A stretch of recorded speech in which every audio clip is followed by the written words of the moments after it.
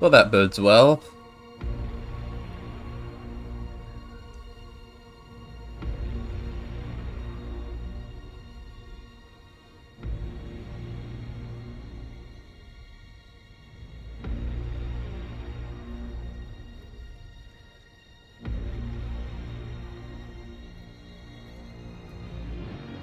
Ebesit kata, etwa ost. Gesundheit. Maraskata. Your forces have failed. Leave now and tell the Canary to trouble me no further.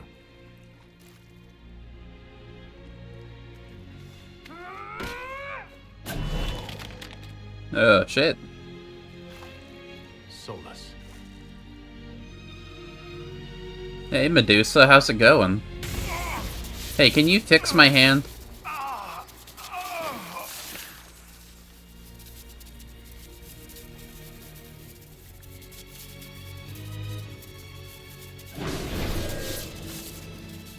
Oh. Thanks. I didn't expect you to do that. That should give us more time. I suspect you have questions. Yeah, a few. I came here to find you. The Canary were trying to kill you. I wanted to get here first.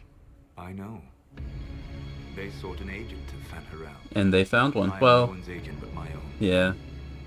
I fear that the truth is much simpler and much worse than the Canary believe. Yeah, I figured. You're Ben Harel. Obviously. Solus first. Fan Harel came later. An insult I took as a badge of pride. The dread wolf inspired hope in my friends, and fear in my enemies. Not unlike Inquisitor, I suppose. You also know the burden of a title that all but replaces your name. You just attack him.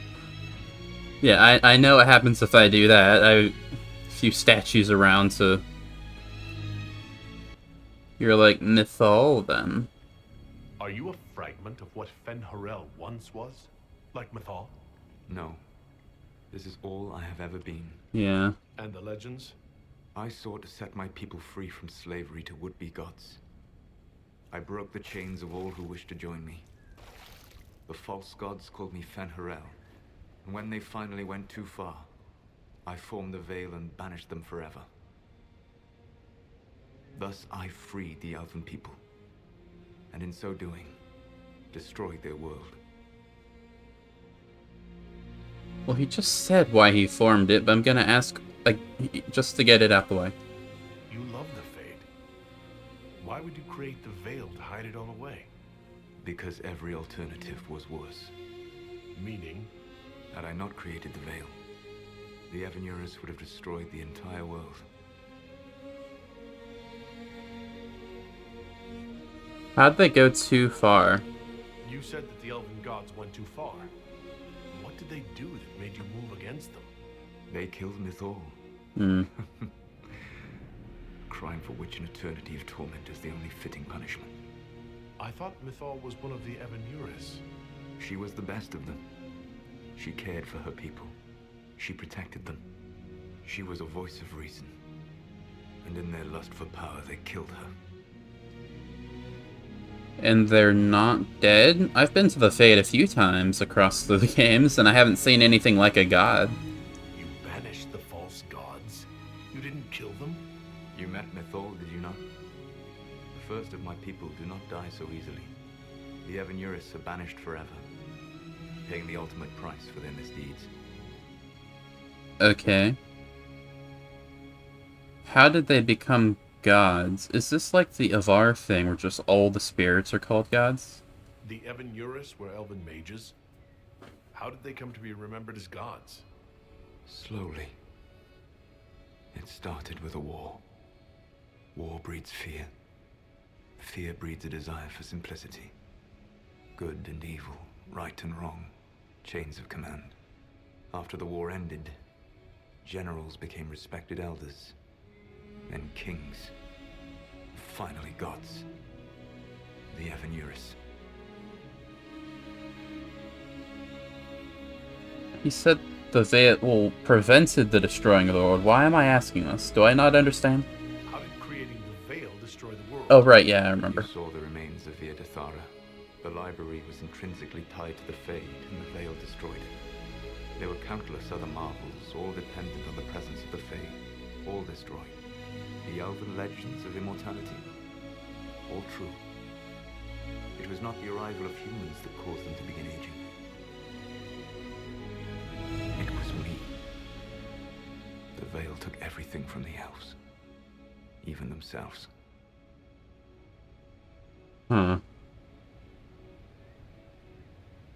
What do you plan to do now? You just plan to just hide forever? That's the past. What about the future? I lay in dark and dreaming sleep while countless wars and ages passed. I woke still weak a year before I joined you. My people fell for what I did to strike the Evanuris down. But still, some hope remains for restoration. I will save the elven people, even if it means this world must die.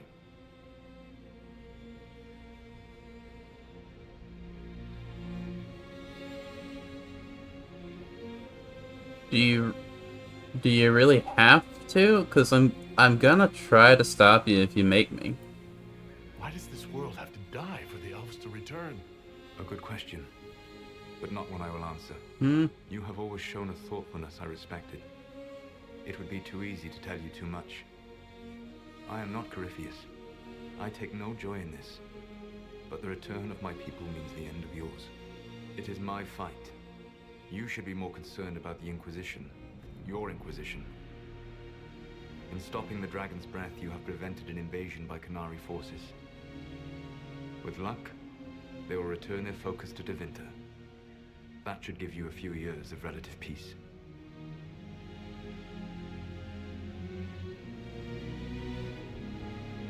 But you're gonna destroy the world.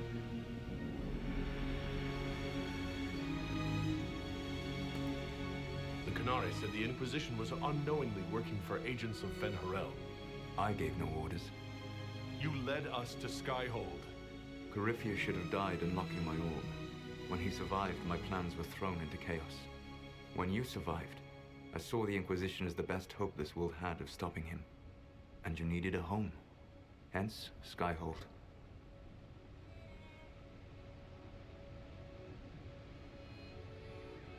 You gave him your orb? That's... yeah, they said that before, but I was... why'd you do that? You gave your orb to Corypheus? Not directly. My agents allowed the Venatori to locate it. The orb had built up magical energy while I lay unconscious for millennia. I was not powerful enough to open it. The plan was for Corypheus to unlock it, and for the resulting explosion to kill him. Then I would claim the orb. I did not foresee a Tevinter Magister having learned the secret of effective immortality. So, what you plan to do with the orb? What would have happened if Corypheus had died and you'd recovered the orb? I would have entered the Fade using the mark you now bear. Then I would have torn down the veil. As this world burned in the raw chaos, I would have restored the world of my time. The world of the elves. And just undo everything you did before? If you destroyed the veil, wouldn't the false gods be freed? I had plans. I never thought of you as someone who would do that, Solus. Thank you. You must understand. I awoke in a world where the veil had blocked most people's conscious connection to the Fade. It was like walking through a world of tranquil. We aren't even people to you. Not at first. You showed me that I was wrong. Again. That does not make what must come next any easier. You know, I'm not gonna lie, Solus is kinda fucked up, not gonna... You never cared about us. We were the means to an end. You were people, and you deserved better. Like all the rest I've used in one hopeless battle after another. What is with this camera angle? What about the Illuvians? You control the Illuvians now? Yes. You remember Briala from Halam Shiral? For a time, she controlled part of the labyrinth. One of my agents was supposed to take it from her. But he did not succeed. I had to override the magic personally. The Qunari stumbled upon this section independently. With them gone, the Illuvians are now mine.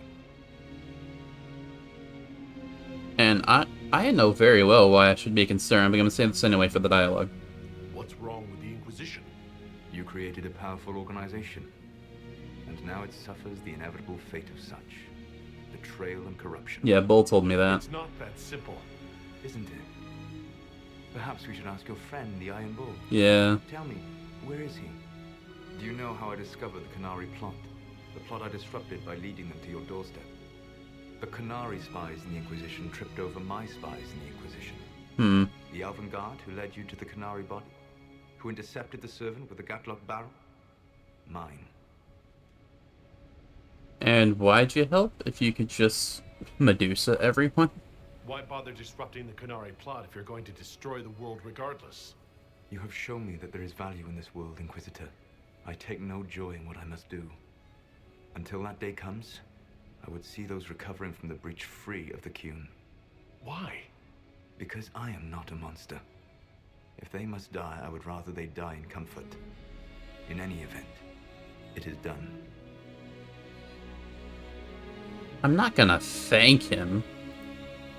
So you let us do your dirty work. The mistake was yours to fix, Inquisitor. You said that fixing the mark would buy us enough time for this conversation. So what happens in like a month from now? There's still the matter of the anchor. It's getting worse. Yes, I'm sorry. We are almost out of time.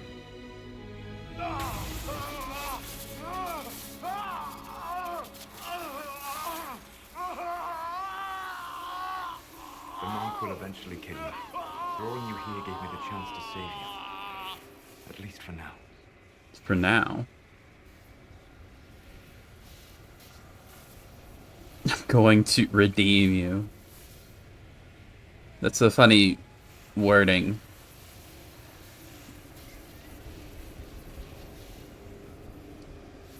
I mean, if a world exists where I can make Solus not an asshole and not destroy the world either, then I'd rather take that, you know? You don't need to destroy this world. I'll prove it to you. I would treasure the chance to be wrong once again, my friend. Take my hand. I'm sorry. Live well, while time remains.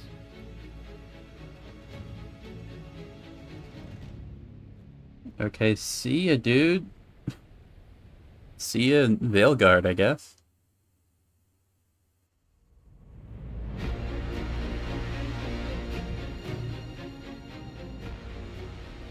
Please, something must be done. But we cannot lose the Inquisition now. Pardon? We stand on the brink of war with the Why is the screen black? Yes, because this Solas provoked them in the first place. The Inquisition did not cause this. Okay. We informed the summit of the danger. That was weird. Opposed by Qunari spies inside your organization. Without our organization, you would not be alive to complain. No one has forgotten what you have done. But Corypheus is 2 years dead. If the Inquisition is to continue, it must do so as a legitimate organization, not a glorified mercenary band. Inquisitor. Hello. We have a whole lot of stuff to discuss.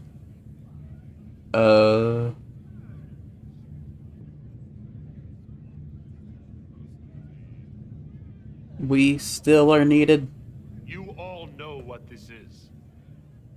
A writ from Divine Justinia authorizing the formation of the Inquisition. We pledge to close the breach, find those responsible, and restore order, with or without anyone's approval. I'm proud to say we accomplished that goal. We will honor the sacrifices of those who gave their lives in defense of what we stood for, and still stand for. because our work is not done. Where we led in war, we will now serve in peace. The Inquisition will act as Divine Victoria's personal honor guard. Answering directly to her, we will transition from a military force into a peacekeeping organization. My own adventuring days may be done, but the Inquisition and its mission will continue.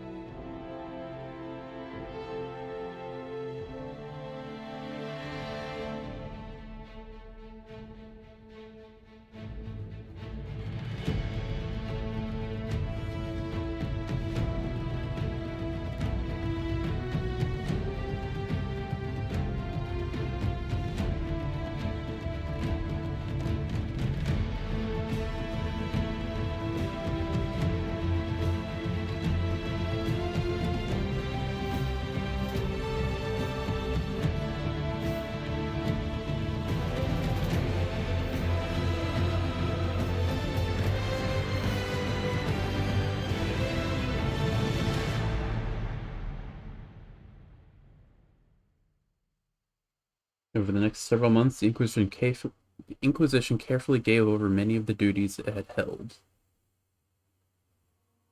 Am I supposed to press a button now? As the Divine's personal guard and peacekeeping force, the Inquisition shrank to a more manageable size. Okay. So my dialogue at the very end didn't mean anything, I guess. Many who had served went home, though the remaining force was still enough to give pause to any who might threaten the Divine's plans. That's good.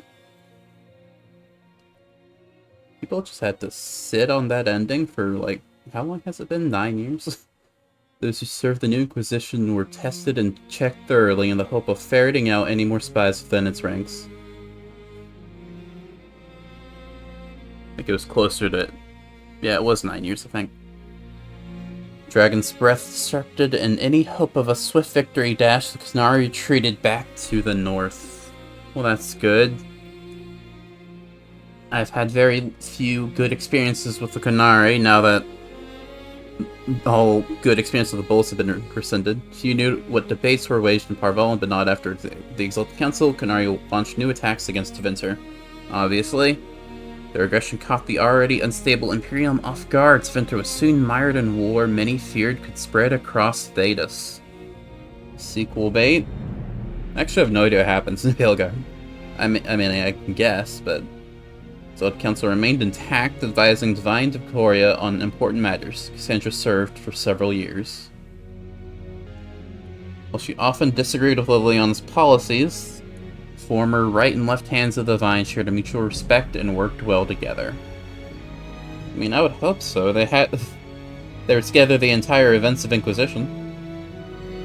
The end of the Inquisition, as it had been, sent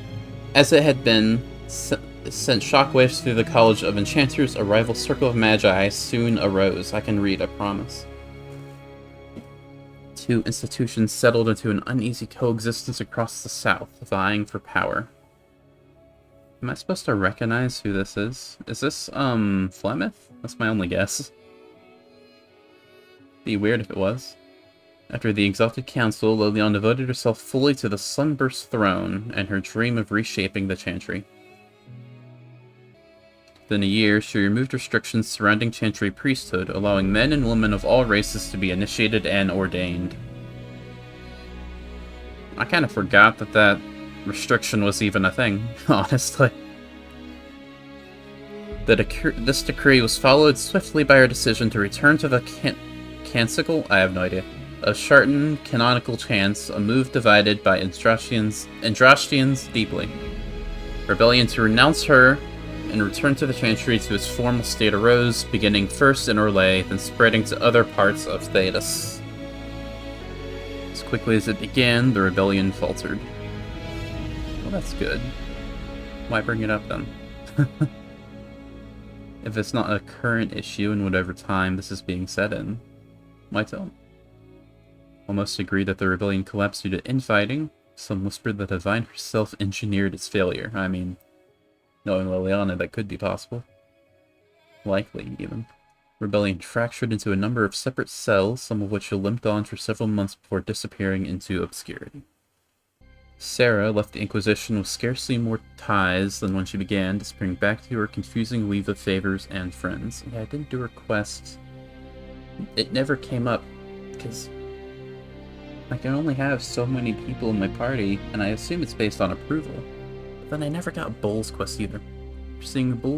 After seeing the world rot to brink by arrogance and pride, it was a blessing to return to oh man. Frequent visits to her widow, of course. I have no idea who that is. I should have done her quest. Well, I already had a robe. Perhaps most unnerving was Sarah's standing offer to the Divine. Is that unnerving, though? I mean, it's rude. They're gonna continue, though. When the knobs piss about with your left hand or right, call on Red Jenny to give them 2 fingers. Okay. I definitely think I need to give this game a second playthrough to truly appreciate it.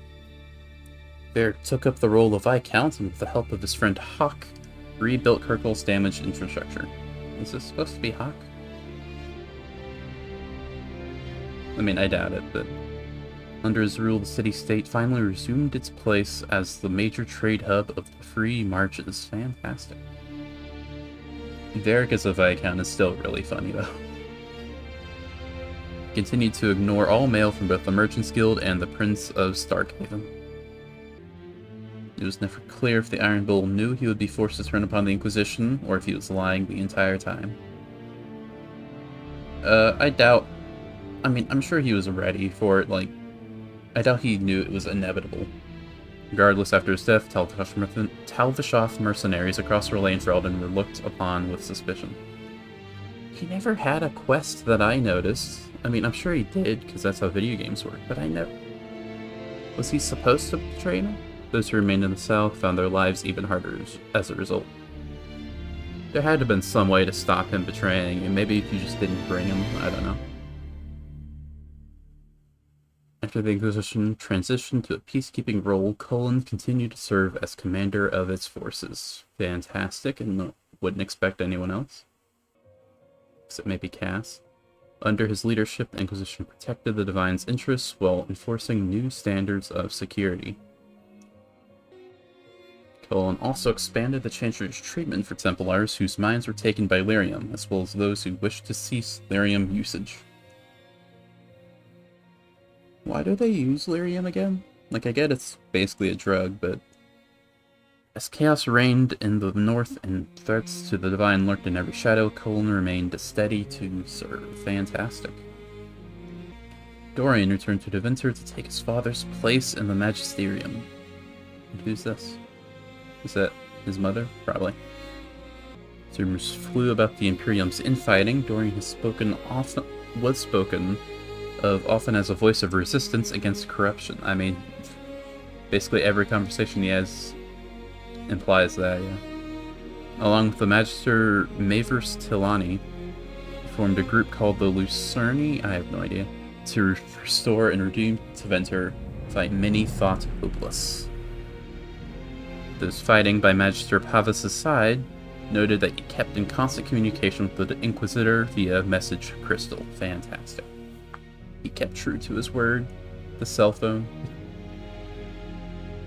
Whether for vital information or for moral support, these talks seemed to give Dorian the strength to continue his fight. It was probably both. After easing the Inquisition's transition into the Chantry, Josephine returned to Antiva and her family. I liked Josephine. In a few years, Josephine's parents stepped down and Josephine became the official head of House Montalais. I think that's how you say it. She devoted her time to managing the estate's finances and navigating the social whirl of Antiva. Maybe she'll get to see Zevran. He's Antivan, or was. Cole took to the road with Meriden to find a new life and a new way to be human by being a bard, apparently. That's good for him. Wherever Meriden went to sing, people found old pains eased and hearts made happier, even if they didn't understand why. So is he human or is he a spirit? Because they say he's a human, but he still has like these spirit powers. After the events of the Winter Palace, elves left the Inquisition under mysterious circumstances, as did elven servants across Thedas. I wonder why. None could say where they went, but those who believe the Inquisitor's story about Fenharrow wonder just how large the Dreadwolf's forces were. You know, what the ancient elven rebel planned. How did they all know to leave at the same time? Does Solus have, like, psychic, like, broadcasting?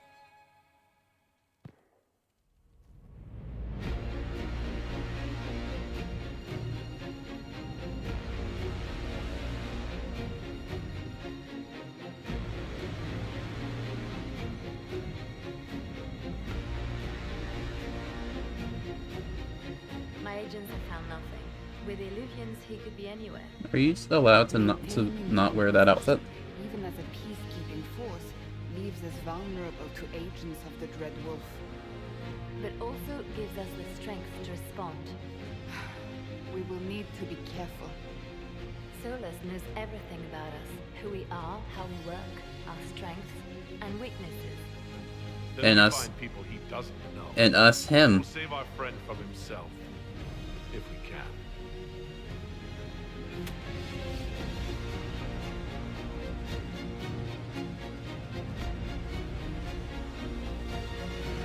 And that was all of Inquisition. I'll see you in Veilguard, I guess. What is this? A new book? All this shit is weird. Oh, Verk, that is a terrible title. What are you even thinking? The sky churned like a rolling sea on a dark and stormy night, centered on a gaping hole that led to the arse end of nowhere. A hole that spit up many things that day. Comets, demons, and a whole lot of trouble. It's about the Inquisition. No. The din of the tavern cut the silence like it owed the carter money. In the middle, in her element, Red Jenny. She looked me up and down, mostly down. Because you're a dwarf. Not playing, weirdy, she said, gesturing with and dismissively eating a sandwich. Don't write that. Seriously, piss up a row. Sarah made the subtext text, which suited me fine. The court enchanter swirled into the room like a drop of beautiful poison spreading in a wine glass. She sized me up with a glance. I'm so glad you made it, my dear, she said. I am Madame de Fair, the most terrifying person you shall ever meet. Liliane enfolded Alphonse in an embrace as warm as a serpent's kiss. I always knew I could count on your support. The Count did not feel the bite of her poisoned dart until it was too late. Even if it requires your death. Drops of rain glistened on the griffin medallion grasped tightly in Blackwell's hand. The silverite wings of valor, they mean nothing. He flung the medal to the cold and uncaring ground. You don't know what I've done. You don't know me. So romantic. Cole moved like a shadow that also moved like a knife. A shadow wearing a hat where dreams came to die. It's a riddle, he whispered. A cold riddle that gnaws at your mind, but you'll feel better when it's gone. That makes as much sense as anything Cole says. Do you place your herald above the law, Ambassador? Whose law, my lady? Josephine's eyes glittered like angry opals. The law destroyed by rebellion, by civil war, by poor fiscal management. We are the law. We left our mark on Adamant, but the dust hadn't settled, and neither had Harding. I can offer you a drink, if I catch your meaning. If you'd caught my meaning, you'd have offered a double. What is even happening here? The Iron Bull was a great slab of muscle with horns that could hang a tapestry. One eye scanned for threats, while the other hid behind an eye patch like a chantry sister's old sins. Come on, he barked, not looking back as he entered. The dancer with the great rack comes on in 5. That is spot on, actually. The commander had the look of a Templar who had seen the worst of humanity, yet still had the time to style his hair. This isn't just a war, he said, his gaze steely like a dull blade. It's the only war. Cullen! That's Cullen! No way. The mage wore a class of handsome sneer cultivated by 1,000 years of Tevinter elitism. The name's Dorian, he glared. Dorian. Spell it right, you marble-headed lump, or it's toad time. What? A toad? That's hardly credible. The bold elf spun, mage staff crackling like the city after a good man's murder. You're crazy, the Red Templar cried in terror. Moonlight glinted off ears like the knives you never see coming. Better to fade out than burn away.